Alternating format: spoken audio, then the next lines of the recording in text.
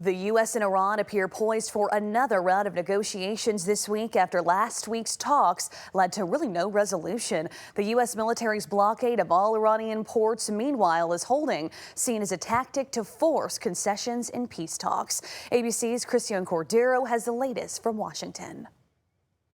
This morning, President Trump is again signaling another round of peace talks with Iran may come soon, along with the end of the war itself. I think it's close to over, yeah.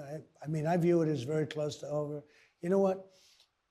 If I pulled up stakes right now, it would take them 20 years to rebuild that country.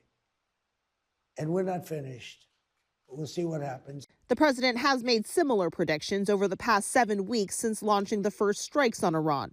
It comes during a U.S. naval blockade meant to pressure Iran into a deal. U.S. Central Command says in the 36 hours since the blockade was implemented, U.S. forces have completely halted Iran's economic trade by sea. On the war's second front, officials from Israel and Lebanon met in Washington yesterday regarding Israel's attacks on Lebanon and Iranian-backed Hezbollah targets there. The talks were hosted by Secretary of State Rubio. This is a process, not an event. This is more than just one day. This will take time, but we believe it is worth this endeavor. And on social media overnight, Trump doubling down on his criticism of Pope Leo, who has repeatedly called for peace in the conflict.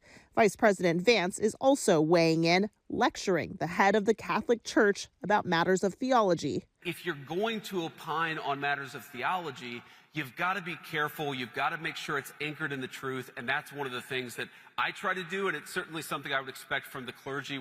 The Pope says he has no fear of the Trump administration and has vowed to keep up his appeal for peace. In another overnight post, the president again slammed NATO for its lack of support as he appears increasingly isolated.